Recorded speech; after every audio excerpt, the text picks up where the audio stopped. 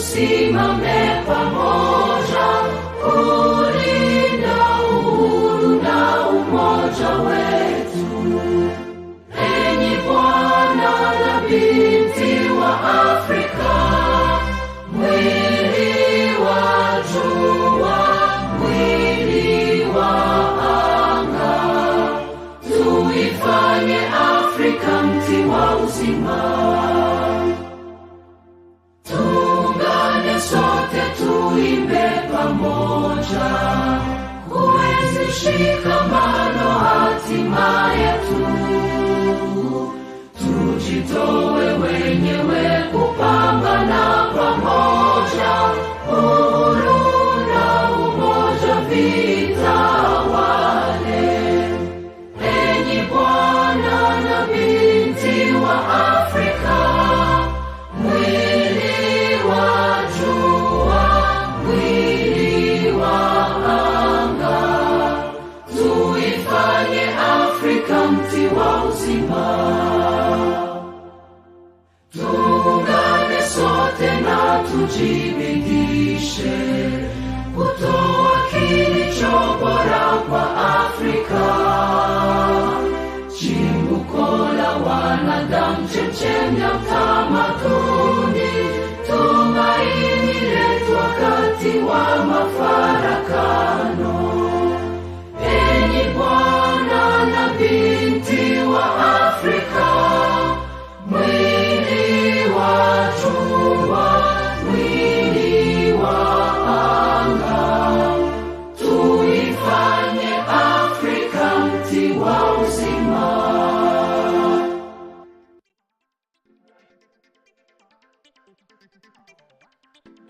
Let us make Africa the tree of life. Let us make Africa the tree of life. That is the song that unites Africa, a song for us, the people from Africa, and of course all of us are from Africa.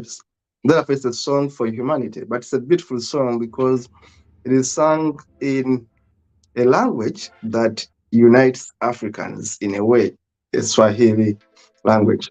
My name is Katom Mkhutche. I'm a Ghanaian lawyer interested in issues humanism, issues human rights, development progress, and of course, I'm very keen to see us network, connect with the world, educate each other, empower each other, motivate each other, and of course, we are here to do exactly that. We are Humanist TV Africa. We are a registered non-government organization with a license to operate wherever we can have the ability to operate.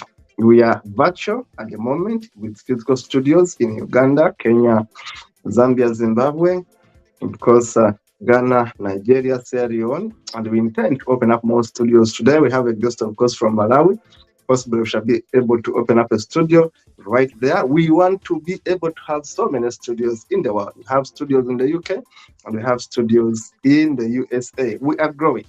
Remember, we want you to be part of the journey, be part of us. The dream is big, the vision is big, and we are starting in a very humble way. Why not subscribe to us and join us? Subscribe. The channel is Humanist TV Africa, and of course, it's the same Facebook name.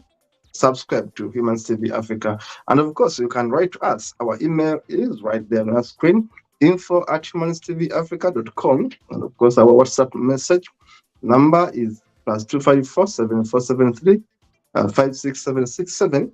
Our communication officer, Banka Beko, in Kenya, will be able to talk with you and get you through. Remember, whatever we do, we are volunteers. We are doing this work, not charging anyone to appear here, and we continue to call on people to please embrace our programs, our different shows. So far, we have over 400 shows on our channel. Please take time and check through these shows. They are very informative, very educative, and of course, with a little bit of entertainment. We are looking for volunteers. We are looking for partners, people we can work with around the world and take this message further. Remember, our intention is to change mindset, give a different version of the story. We are tired of a single story about Africa, but of course about humanism and about the world. You are tired of a media that gives us a single story. We want to give you a balanced story. Stories that you don't normally hear, don't normally get from other media platforms. Today, we are having a very, very, very, very important guest from Malawi, going by his name. Is Wonderful. Of course, we are expecting everything wonderful from Wonderful. I've been following him, the leader of Humanist in Malawi. Wonderful Mkhutche. You excuse me if I speak the name wrongly. You're going to be able to correct me. And of course, in the studios, may our producer give us our guest today, Wonderful from Malawi.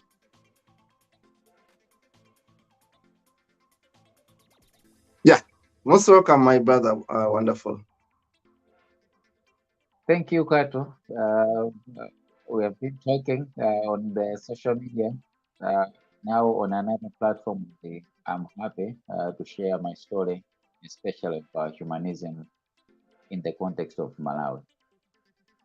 Great. As I said, viewers, we have Wonderful has a very good name. In fact, I should say you are the only person who has the name Wonderful. And the first time I got to see your name was during our human celebrance training about 3 years, 4 years ago. The name Okay. struck me wonderful. Yeah, I think your parents must have been very wise people. But before I give them a credit, maybe you gave yourself this name. Who is Wonderful? Yeah. Wonderful is a Malawian man. Actually, the name was given to me by my uncle because of the circumstances around my birth. I was born when my mother had her labor when she was being taken to the local clinic. So she couldn't get there, and she gave birth to me at a certain bush uh, near my village. So when my uncle saw this, he said, "This is wonderful." So that is Yeah. where the name comes from. So I'm a Malawian. Uh, Educationally, I have a degree in theology and religious studies from Zeus University. It's one of the public universities here in Malawi. And then, besides that, I have a master's degree in political science from the University of Malawi. And I have written several books. Uh, but on this platform, let me highlight the book Religion and Politics in Malawi, where I discussed certain issues about humanism, critical thinking, and how they relate to politics in the Malawian context. So I've been a humanist for close to 8 years. As a normal Malawian child, I was born in a Christian family. I was there for over 20 years. I was so active in the church to the extent that one time I was a church deacon and a church elder. But eventually, I started seeing religion as not as I used to do when I was young. And that was the moment that I left the church and embraced the humanism. Wow, such a wonderful story. I think the name, I want to thank you so much for giving us the history of your name. You see, I always say that our guardians were intelligent, our parents were never stupid, our ancestors were never stupid. That's why I get mad when I see born again people saying our ancestors are curses. Now, look, your Oh, uncle mm, was very smart. He said, this is wonderful. A child is born on the way, and this child is fine, and this is wonderful, and the name comes up. And look, the name is even unique because I've told you I've never seen anyone apart from you called Wonderful. It's the word we use almost every day, now and again. But people don't think about using it. They use so many other common names and leave a name which actually has a meaning. I always ask people, what does your name mean? I always ask many Africans mm, who I like to read it through every time. I'll say, you have a name, a European name, mm, and don't even define it or defend it. Because a name wonderful is definable, it has a meaning. has a history in your family. So having said that, I think that's a very wonderful way of starting this kind of conversation. Let us go back to your childhood now. Malawi, I first got to know Malawi through Thindwa. That's about 15 years or 18 years ago, quite a number of years ago, when I got to know about Malawi humanism from George Thindwa. I think I sound the name correctly. And we met in England in various forums, so I got to know him a bit. And I do think that Malawi, like many other African countries, is highly religious. Now, tell us, especially I've said your background in education is actually theology, which is very interesting. The other day I was saying your Facebook post where you were either with priests or with an association of people who were a bit religious, and you are trying to change the way they think about issues. Now, in brief, walk us through your journey as a child in a Christian background, a Christian family, and how you finally said, enough is enough, I'm moving on.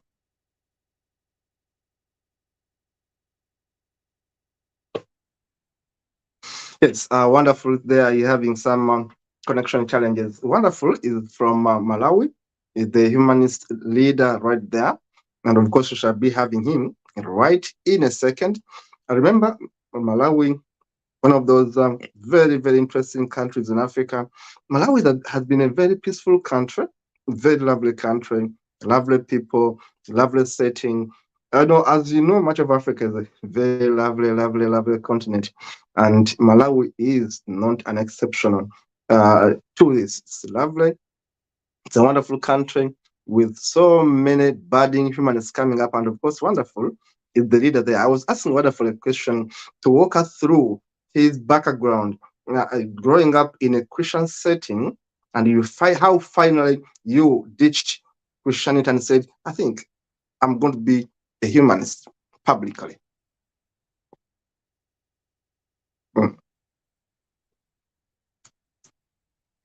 Yeah, I think due to my background in theology, I had Mm. access to a lot of information and knowledge on religion, what is good about religion, what is bad about religion, and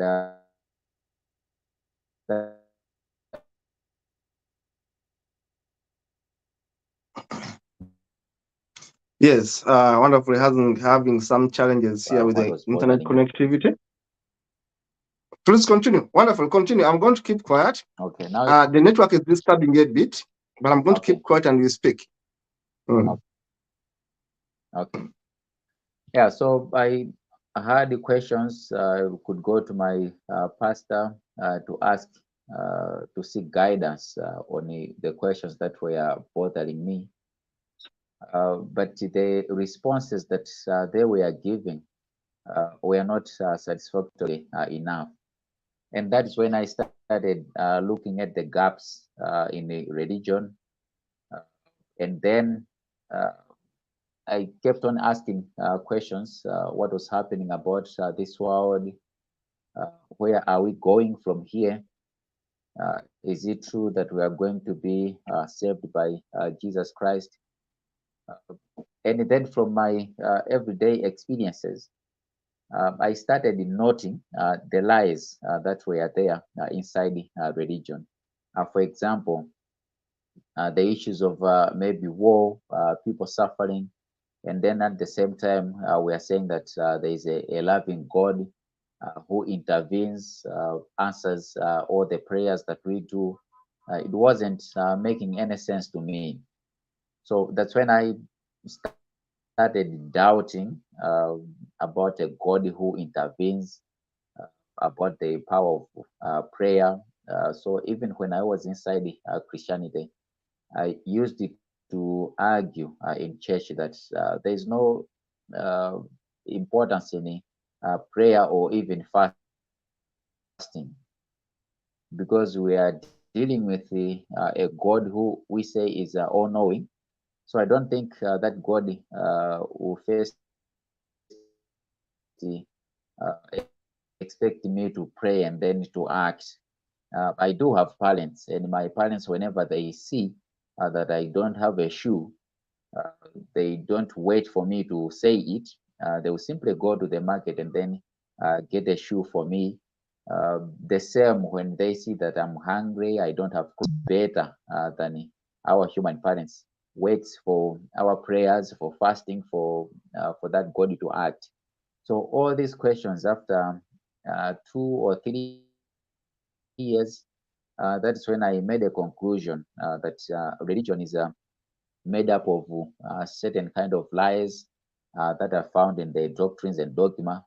And I started making my way out of religion. But it wasn't easy because my social setting was built for over 2 decades on religion.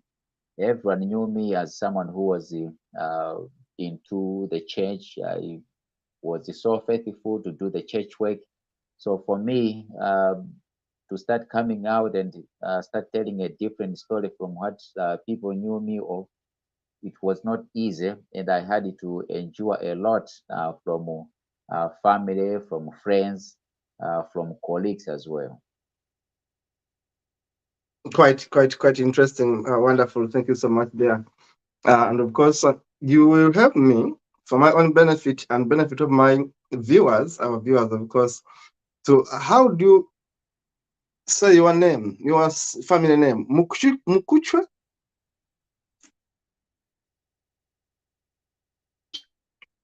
The other name is with MK. Is it Mkhutche?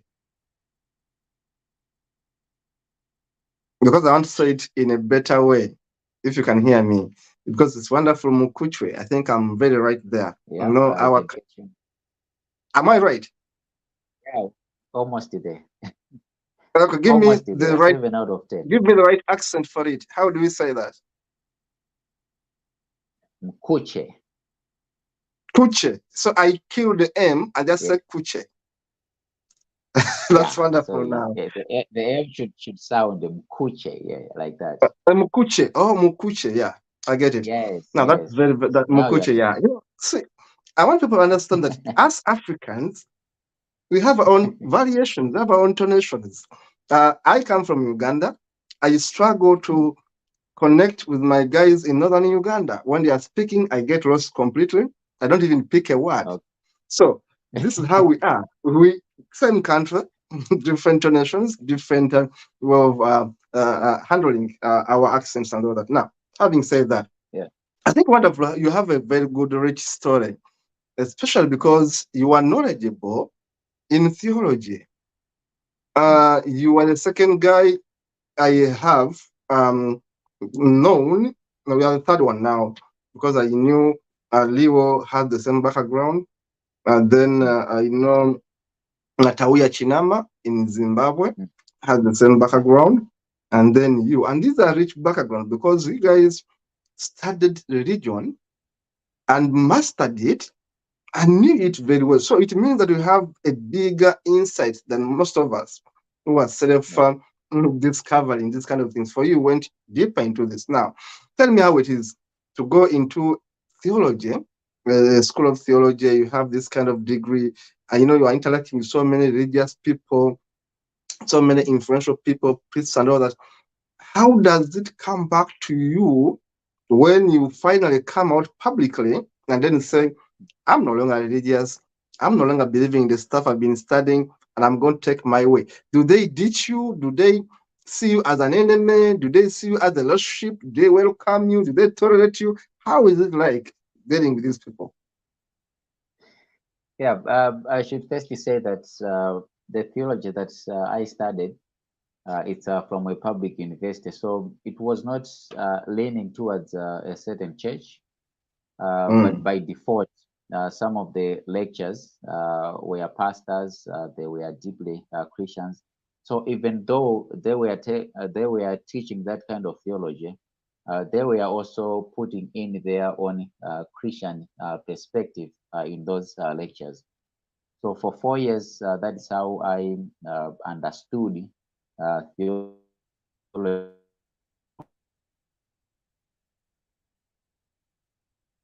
Yeah, for 4 years. That's how things were with you. I shall be waiting for Wonderful. Please bear with us. The show is live. The show is not recorded.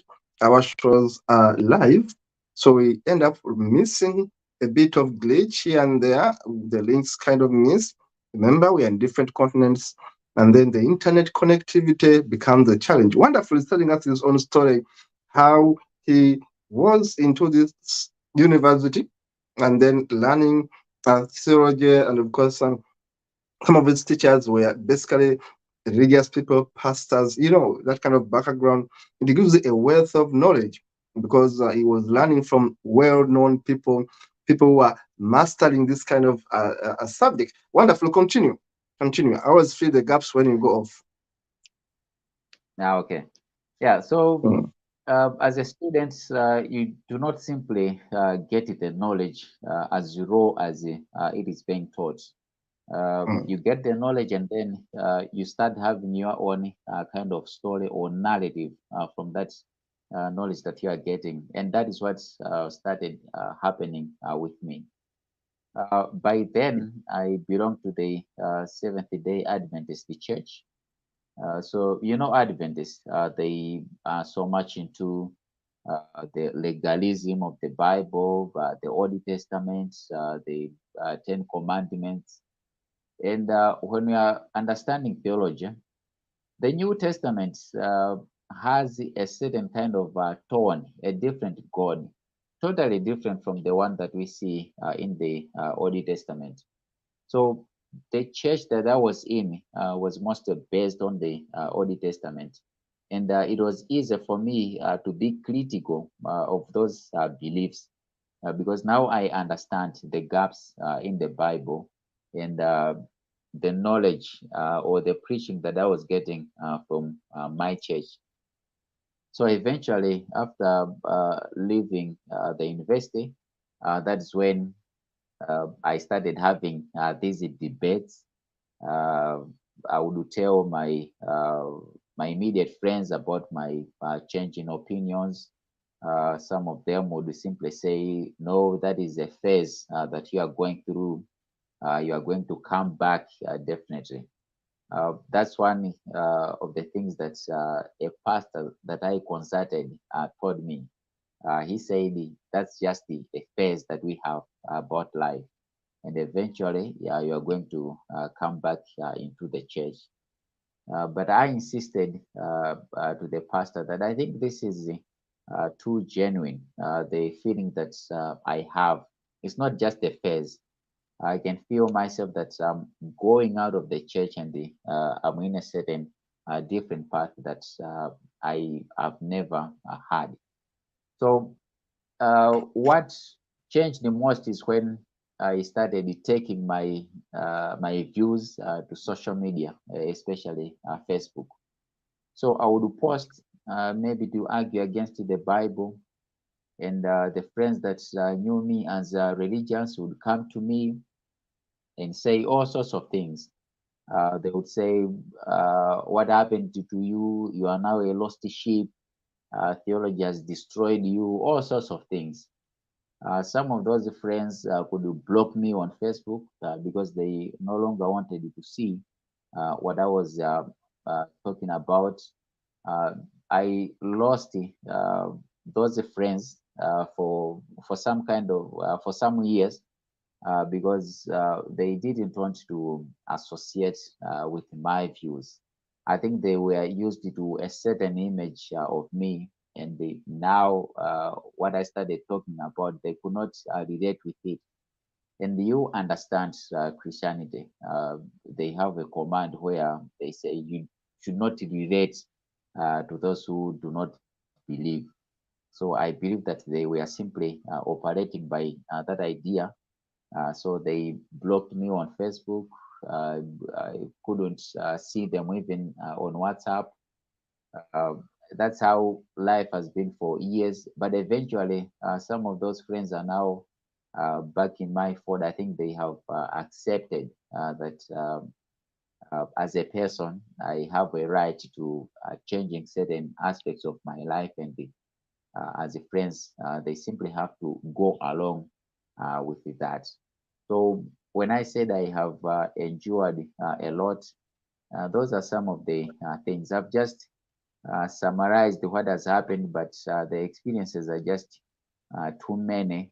People talking nasty things to you because they feel they are doing that uh, for God.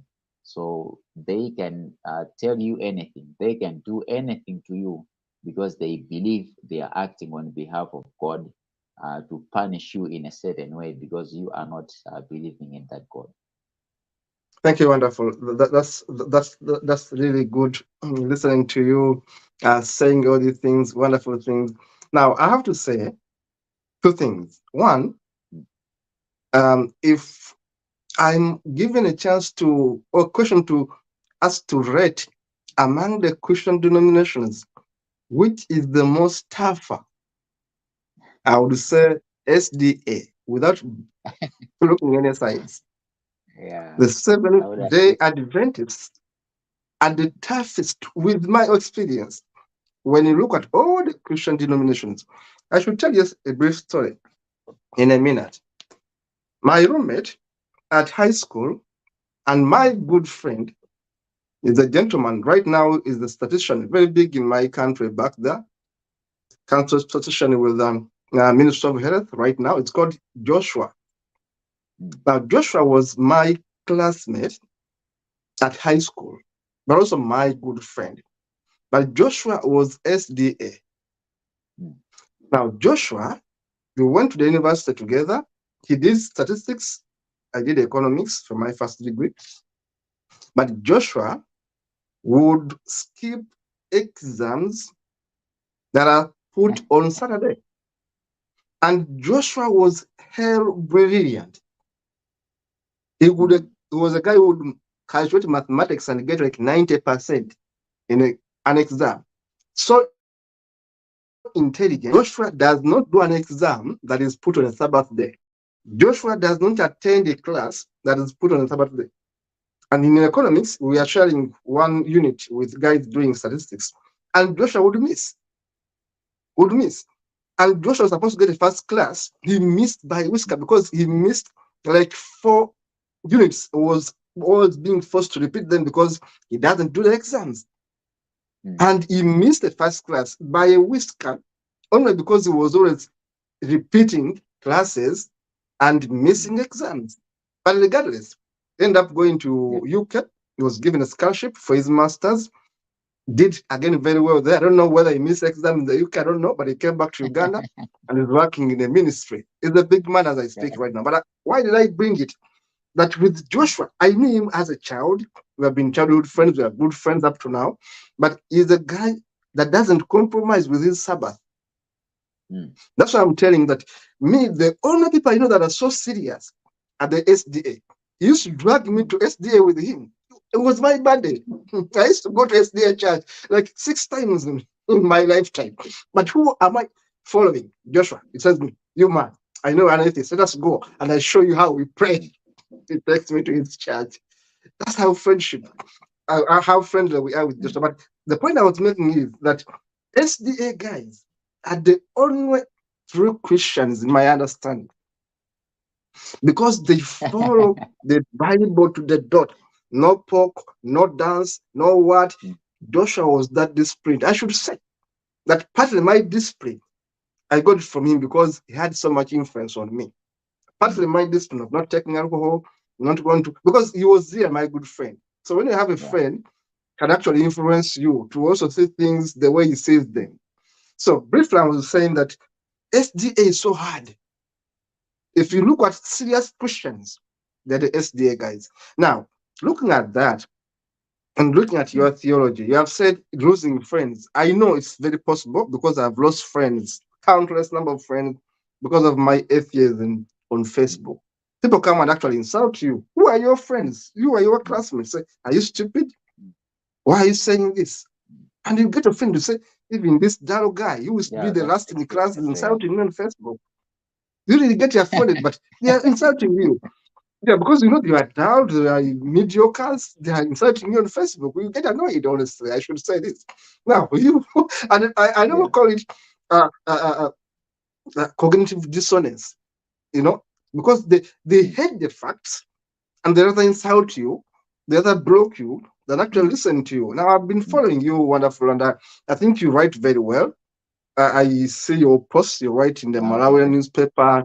And to me, that's a lot of courage. You are into this kind of thing. I want to ask you now about that breaking point, that point. What was that one point that made you come out and say, I am a humanist?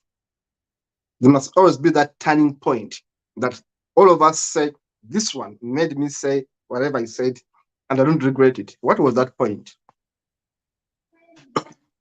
Yeah, should be some time back. I cannot remember the year, but when we were in church in the SDA, especially in the afternoon hours, there is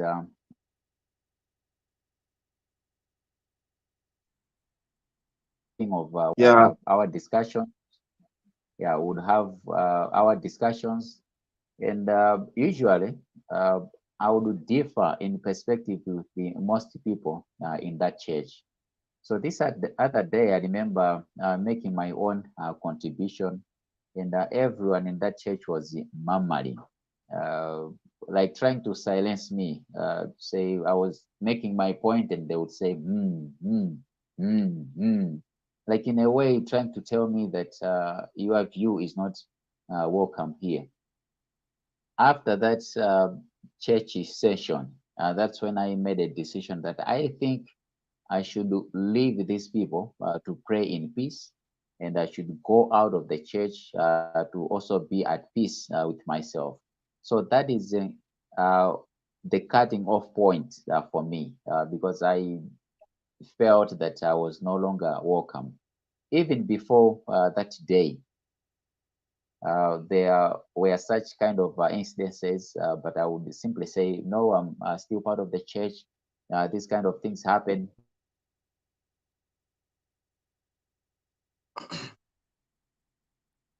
That was like yeah. my cutoff point, and It's okay. You are doing very well. You are doing very well, wonderful. You are doing very well so far, so good. Now, having said that, let us look at your organization, Malawian Humanist Organization. Number one, I want to know if it's different from the NGO that was founded by George Thindwa. Is this a different organization or is it the same organization? no, this is the same organization that was founded by George Tindwa. The one George Tindwa founded was called the Association of Secular Humanism. Yes. But then we changed it to Humanist Malawi, simply to accommodate certain aspects about non-believers. The one by George Tindwa was the only for atheists. It wasn't accommodating people like the Days, and of course we do have uh, some Christian believers who share some aspects of humanism. So ASH was not accommodating such kind of people. The change of name to Humanist Malawi was a way of trying to enlarge our scope to make sure that anyone, even believers who share certain aspects of humanism, are welcome to be part of us. Thank you. Thank you. Wonderful. Now, I'm going to take you back to the background of Malawi. How I knew Malawi, of course, I told you I knew Malawian humanists through George Thindwa about 18 years ago. And of course, he had that organization called ASH, as you have said. And I knew him. Why? Because we used to have a humanist platform that joined all Africans and, of course, all humanists, but basically it was more about Africa, but it had other humanists all over the world. It's called Hame. And then on this platform, Thindwa used to post a lot of work on tackling witch hunting in Malawi. Yeah. And it is something that hit home so hard that I used to see people being killed the so-called alleged witches. And basically, these were old people, and to make matters worse, old women who were being killed by a people you may think are sane, but are killing them and are driving them out of their homes, out of their villages. Banishment was a big thing. And I remember Thindwa got so much money from the Norwegian government to fight this kind of vice in Malawi. Now, why do I bring that background? Because is where I got to know more about Malawian humanism. It was more into fighting for the rights of the disadvantaged people who were at that time the alleged witches. Now, I want to take you back to the present Malawi now, and of course, humanism in Malawi. May you please share with the viewers what are the projects that we're working on, what are the activities that we're working on, but also if you can take us a bit back and give us a status update on witch hunting in Malawi and how far the project has reached. Are there some results altogether? Okay. Yeah. When it comes to witch hunting, when it comes to witch hunting, it has always been here. Uh, Maybe even before colonialism. After colonialism, it was also there. And that is what made the British colonial government in 1911 to come up with a witchcraft law that was against the belief in witchcraft and also witch hunting. And that is the law that we still use up to this very day. So back then it was the normal. To believe in witchcraft, it was the normal thing. To hate certain people because they are thought to be witches. It was also something normal. So what happens was when someone is caught to be a witch, caught in uh, like I'm using that term subjectively, when someone is caught to be a witch, there were several punishments. So they would be given a tradition concoction in order to heal them from their witchcraft if they have admitted that they are part of that. Another thing is they would banish them away from that community to uh, the forest or to certain places where they will no longer be back in that community. So presently, what was happening was they couldn't give people these concoctions or even banish them. So what they would do is simply because the community doesn't want that person. Uh, we do not have elderly homes here in Malawi, or maybe you can say in Africa, because that is not how we raise our old people. So they would take that suspect to the police station. They would be in the police cell simply because they have nowhere to go. So imagine a 70-year-old woman or man away from his family, from her family, and they are in a police cell where they are eating food together with the prisoners. It was uh, something tragic, and this was happening throughout the country. So George Tindwa noted that thing, and he requested funds from the Norwegian government, and from there he went to almost all prisons across the country to look for this kind of people, and then took them out and then take them to their communities. It was a successful project. Most people were taken back to the love and care of their families. And up to this day, we do not have those people in our prison cells. Of course, we had uh, a certain issue in a southern part of Malawi district called Mulanje, but they stayed there for around 3 weeks And recently, we also had a certain similar issue, but the person was there just for 2 weeks.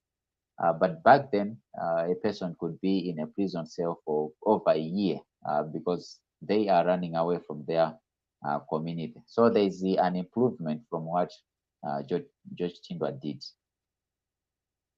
Great, thank you so much.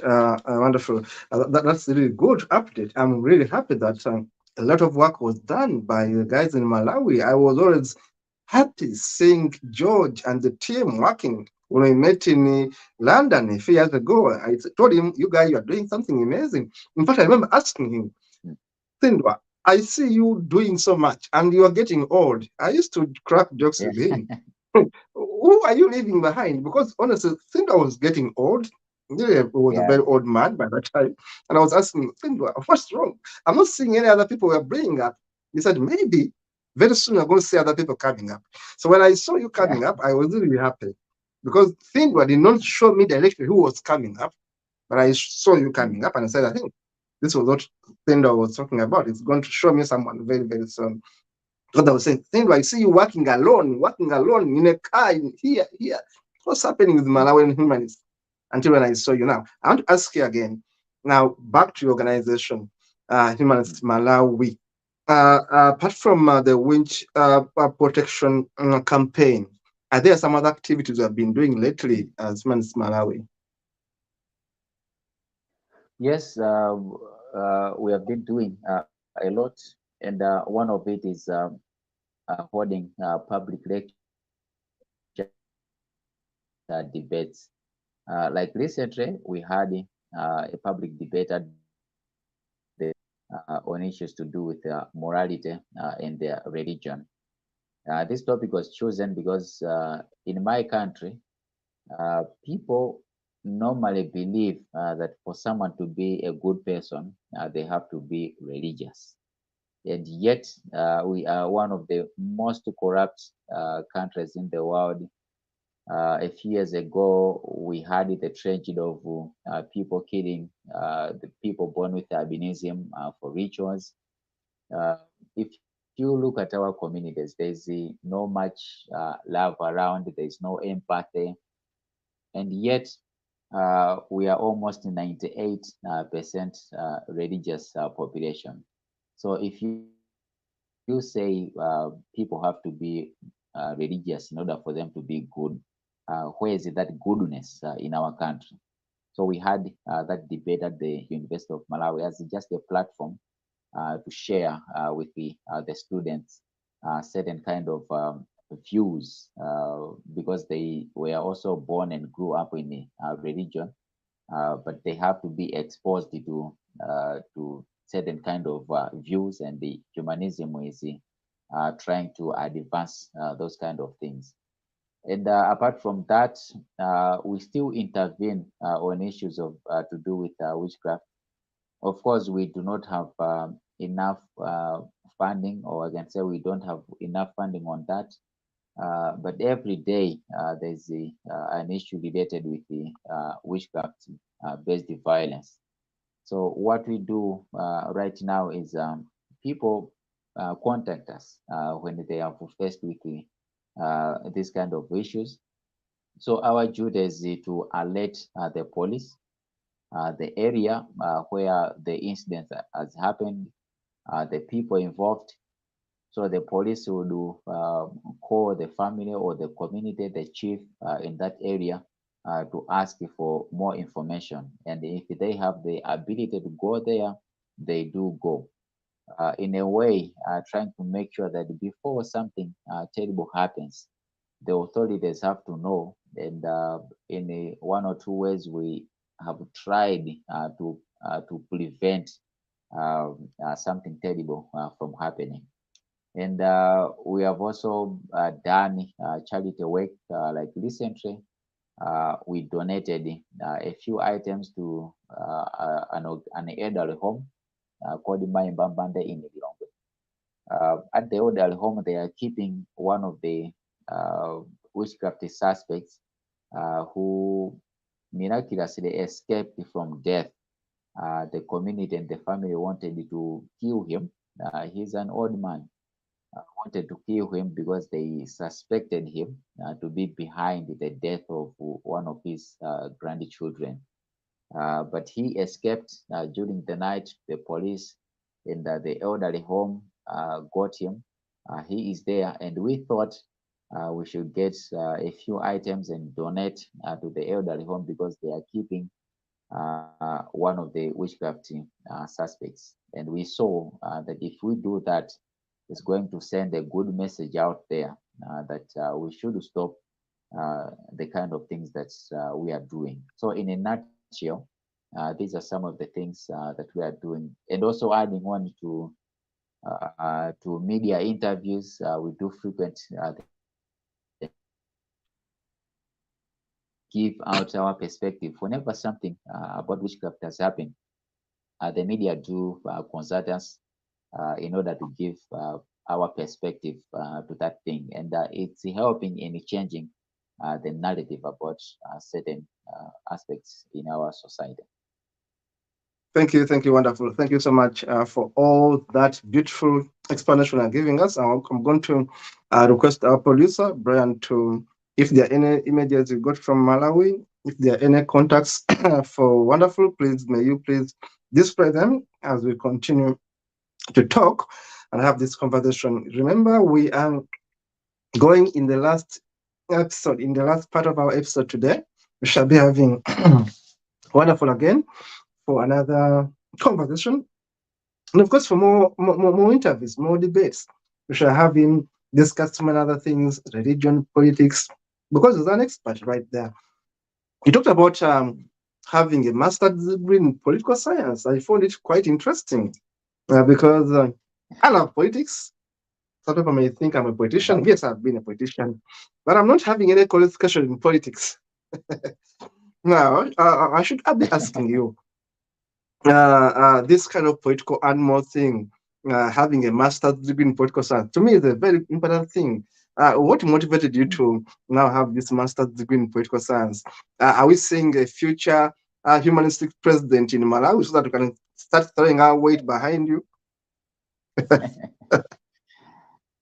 Yeah, of course, after doing theology, I was trying to diversify myself.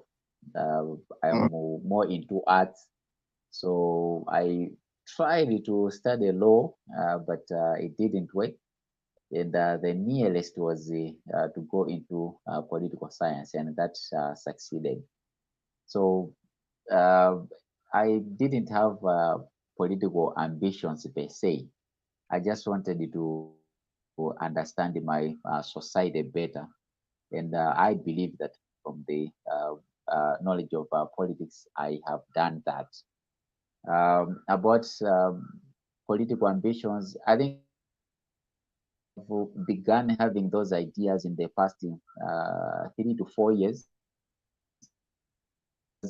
Now near politics or politicians.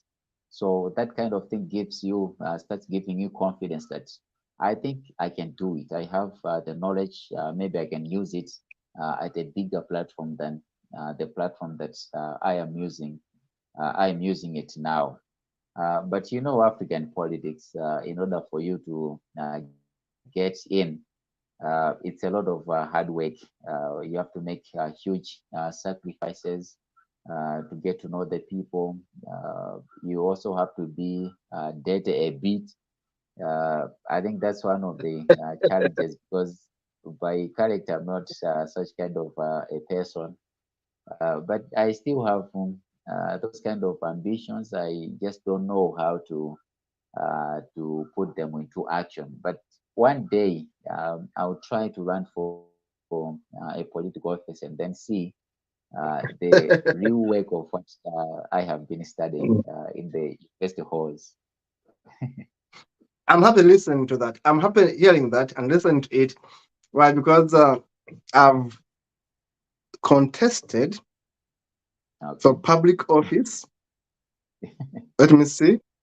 Um, twice. Okay. Yeah, for member of parliament twice, and of course I have lost twice.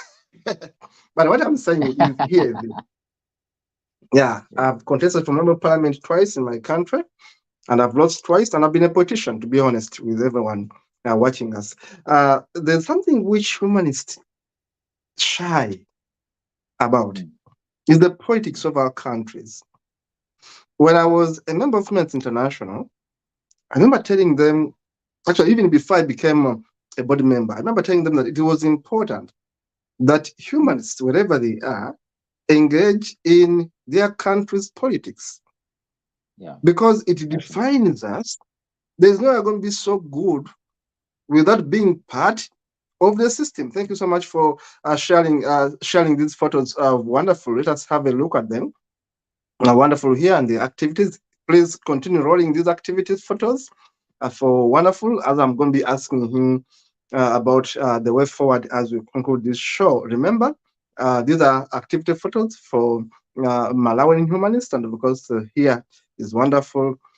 I think the guy there in the red, we can see Yeah. him with the sunglasses or glasses right there. Yeah, those are the articles. Wonderful writes beautifully in the Malawian papers. Humans Malawi donates to elderly home in Lilongwe. Quite good there. You can see the activities humanists are doing. The price of atheism in Malawi. Critical thinking. This is very good piece of work written by Wonderful right there. Yeah, Wonderful is the writer, and of course, we have been talking about political ambitions. And I was sharing with you my own journey. It has been tough. Honestly, I tell Africans, or people in Africa, because all of us are Africans, but people in Africa tell them, look, if you're not ready, don't join this kind of drama, this kind of game of politics. Because if you're not ready to become dirty, don't join a race to wrestle with pigs. Pigs. Exactly. I call politicians in Uganda pigs. Pigs. P-I-G. So if you are not ready to be dirty like them, please don't join their dance because you'll get dirty. I joined their dance. I formed a political party with a number of people, but I found it so hard with my ethics to play the same dirty game with those guys. Not the guys in my party, but the guys running the country. They are so dirty, they are so cruel that even when you think things should be straight, they are making them Mm. crooked. So I want humanists in Africa that if you're not so ready, so Mm. tough, so willing to sacrifice, don't join the data politics, but still make a contribution. Mm. Shout out, Yeah. go on televisions, write articles. Not all of us are going to be presidents, ministers, MPs. Not all of us are going to be that. But again, Mm. we cannot keep quiet when our countries are being messed up. We are mature people, we are intelligent people. There's no way we can keep quiet when pastors are messing up our countries, when ministers are messing up our countries. We must speak up. That's why I thank Wonderful here for speaking up, for writing these articles. At least a few people look at them, read them, and maybe get changed. So this is the kind of activism I'm telling people to not shy away from politics. That it's a game dominated by pigs, dirty pigs. So joining it, no, you're going to get dirty. You're going to have scars and wounds. I have them. I faced some of the most deadly swords when I was a politician in Uganda. So I know how hard it is. So I warn you, before joining politics in Africa, think twice. But again, I encourage you to please speak up. Wonderful. As we conclude, we have 5 minutes and I'm going to give them to you, all of them. Number one, share with us your challenges. Number two, tell us how us at Humans TV Africa can be of help. And of course, we want to promise that we are going to have you back in another episode. It may be handling a topic of discussion, we may be handling religion, we may be handling politics, we may be handling commerce and economy. We shall always invite you as a panelist on different forums right on this TV. But for now, we want you to share with us your challenges, but also tell us how can we be of help, but also give us your parting shot. We have 5 minutes to go. Yeah. In terms of the challenges, uh, first of all, it's the social challenges. We are a deeply religious society. So some of the things that we talk about are not that much welcome. Uh, but those are things that we are people talking all sorts of things to you for saying things differently. But again, we are so ambitious as the humanists. Uh, we do not like really want to be unfair to religion, as mostly people think. They say you hate God or you hate religion. That is not true. What we want is just the society to have a healthy relationship with the religion. Maybe we should keep away religion from our government to make sure that our government is secular, is civil. Everyone should be welcomed. Those are some of the ambitions that we have. And again, on the issues to do with witchcraft, still, last year we had a survey which showed that 76% of the population still believe in the existence of witchcraft, and it includes those educated and those not educated, ones in the urban areas, even those in the rural areas. So the challenge still remains because for us to do away with the violence that emanates from witchcraft belief, we also have to defeat that belief, and it's not easy.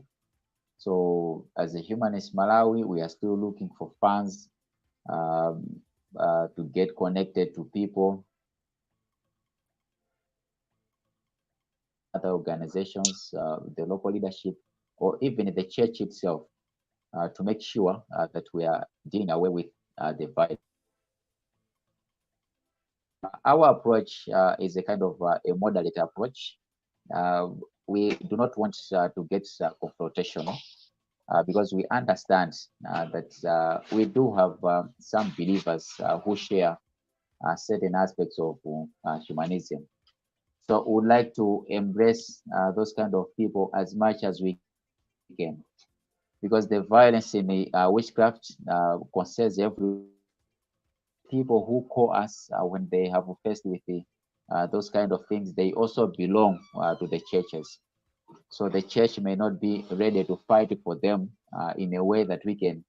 So that's why we open our doors to make sure that everyone is involved. We do not get confrontational because at the end of the day, that is not our mission. So for all these things to happen, we need the platforms, the financial platforms, the media platforms, like the way you are doing. Because after this interview, one or two people are going to hear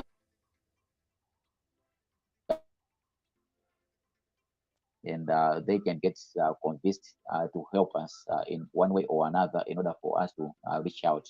So we would like your platform to continue sharing our stories. The next time we are talking, it may not be the same kind of conversation we have. It will be on other things. So as much as we can, let's continue telling our story. And I'm happy to hear from you that this is not the first.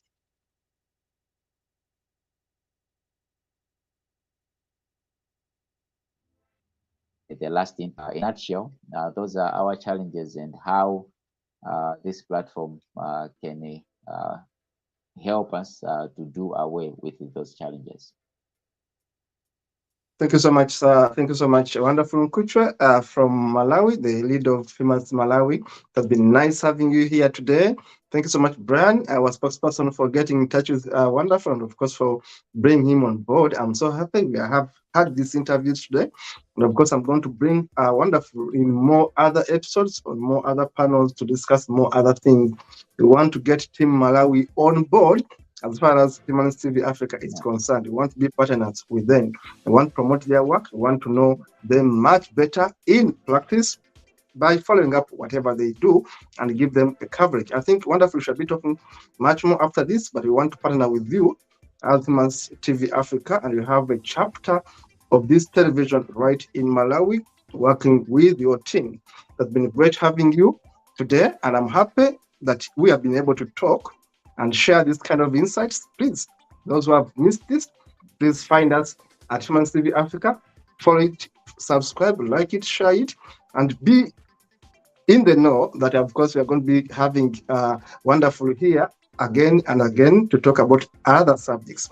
We are ending up this show here, calling for you guys to write to us. The email is right there, info@humanisttvafrica.com, and the WhatsApp number is right there. Reach to us, and we do work together for the betterment of Mother Africa and, of course, Mother World.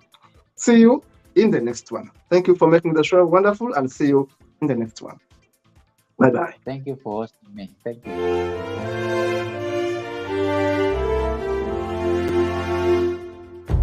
Tuungane sote na tushereke pamoja ushindi kwa ukombozi wetu. Tujitoe wenyewe, tusimame pamoja kulinda uhuru na umoja wetu. Enyi Bwana na binti wa Afrika, mwili wa jua, mwili wa anga, tuifanye Afrika mti wa uzima. Tuungane sote, tuimbe pamoja, kuenzi shikamano hatima yetu. Tujitoe wenyewe kupambana pamoja, uhuru na umoja vitawale.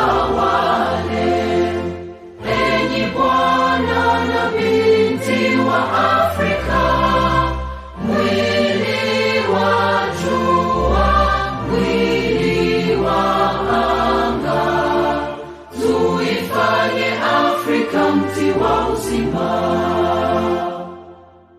Tuungane sote na tujibidishe kutoa kilicho bora kwa Afrika. Chimbuko la wanadamu, chemchemi ya utamaduni, tumaini letu wakati wa